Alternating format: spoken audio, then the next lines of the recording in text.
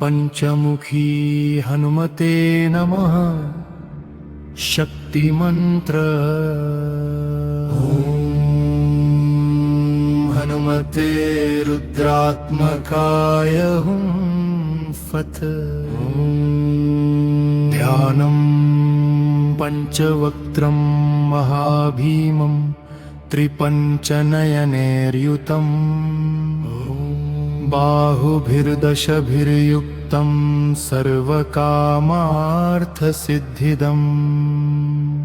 पूर्वं तु वानरं वक्त्रं कोटिसूर्यसम्प्रभम्। दंष्ट्राकरालवदनं भ्रिकुटीकुटिलेक्षणम्। दक्षिणं वक्त्रं नरसिंहं महाद्भुतम्। अत्युग्रतेजो वपुषं भीषणं भयनाशनम्। पश्चिमं गारुडं वक्त्रं सर्वनागप्रशमनम्। विषभूतादिनाशनं सर्वरक्षाकरं शुभम्।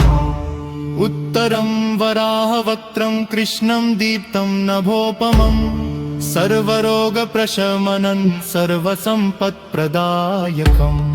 पूर्वं हयग्रीवपुत्रं दानवान्तकरं परम्। ज्ञानप्रदं महाघोर सर्वविद्याप्रदायकम्। श्रीपञ्चमुखी हनुमत्कवचम्। ॐ हनुमते रुद्रात्मकाय हुं फट्। पूर्वदिशि मां पातु वानरं मुखः पवनात्मजः। दक्षिणदिशि मां पातु नरसिंहमुखः प्रभुः। पश्चिमदिशि मां पातु गरुडमुखः महाबलः। उत्तरदिशि मां पातु वराहमुख ईश्वरः। ऊर्ध्वदिशि मां पातु हयग्रीवमुखः प्रभुः।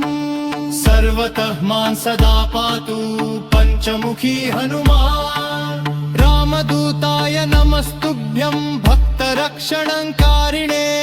अञ्जनीगर्भसम्भूतं वायुपुत्र नमोऽस्तुते।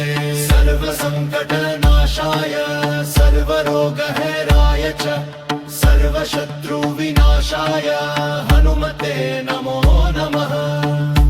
फलश्रुति कवचमत्तन्तं पवित्रं पापनाशनं। भक्त्या पठ्यो नित्यं ससिद्धिं लभते ध्रुवम्। सर्वबाधा विनिर्मुक्तः सर्वसंकटवर्जितः। हनुमत्कृपया नित्यं सुखी भवति मानवः। आयु आरोग्यमैश्वर्यं बलं तेजो विवर्धते। श्रीराम भक्तिमाप्नोति हनुमत्प्रसादतः।